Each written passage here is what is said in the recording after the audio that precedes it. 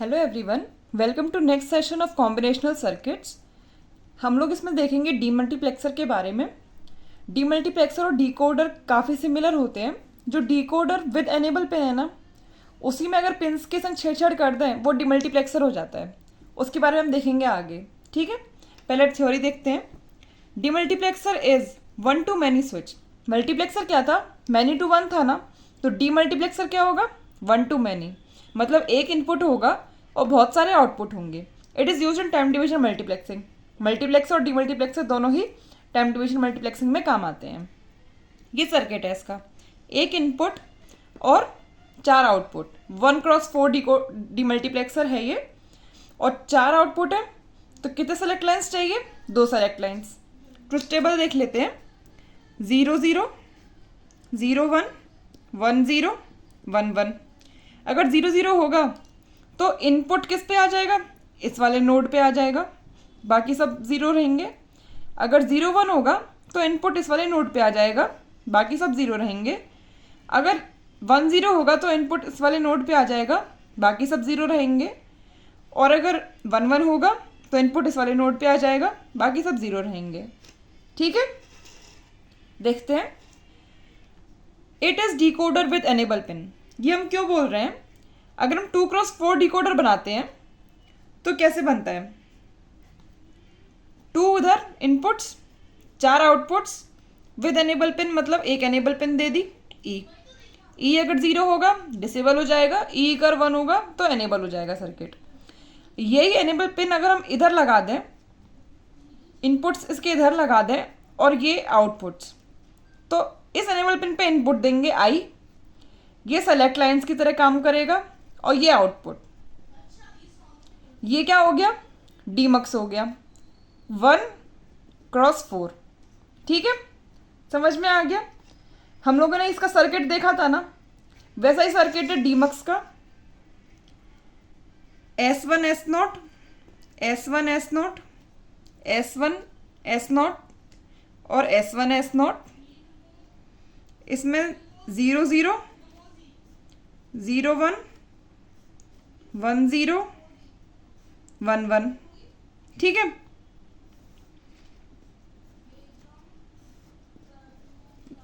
ये and gets अलग से क्यों बनाए थे? एनेबल देने के लिए ना, कि अगर एनेबल 0 हो गया तो सारे आउटपुट 0 हो जाएंगे और डिकोडर क्या हो जाएगा? डिसेबल हो जाएगा। लेकिन अब हमें एनेबल के क्या जगह क्या देना है? आई।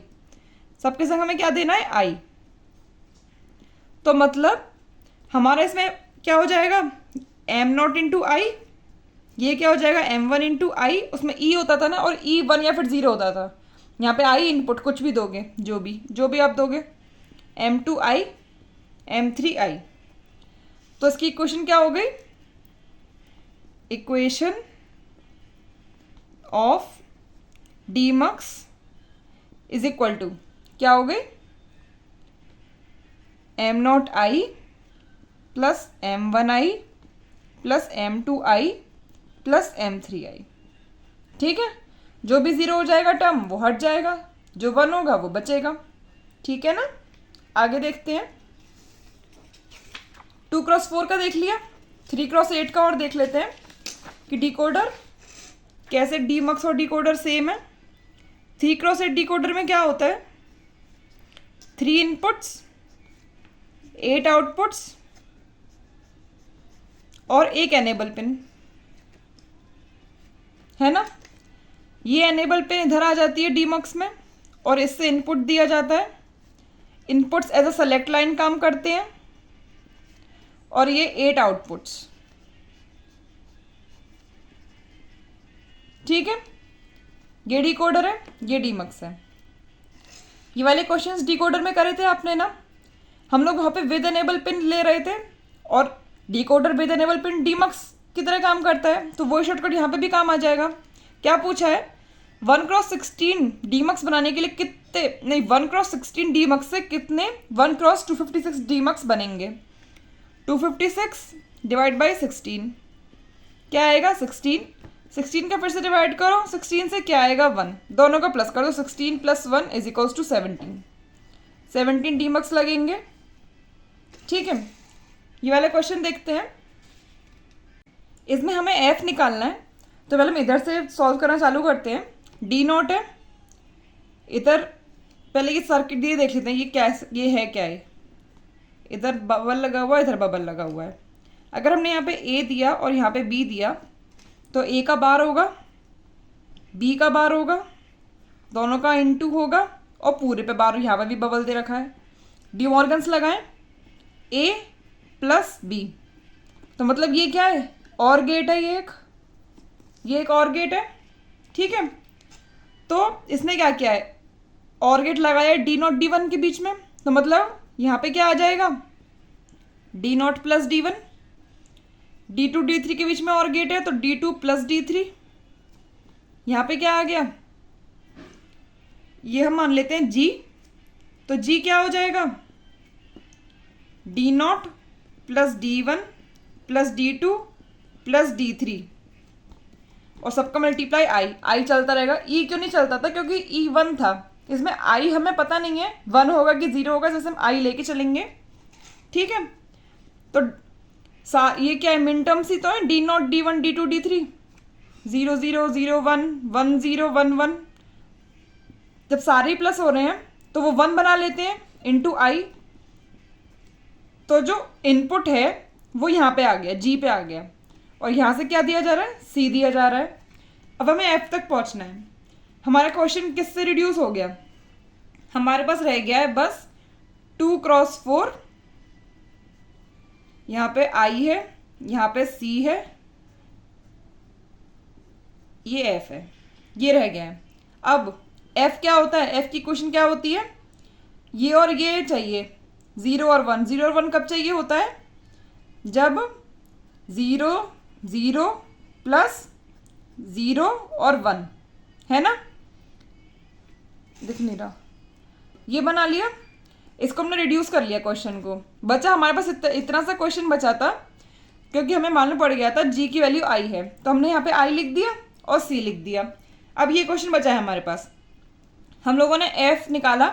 एफ का क्या होगा, एक तो 0 वाला इनपुट आउटपुट चाहिए, एक 1 वाला आउटपुट चाहिए।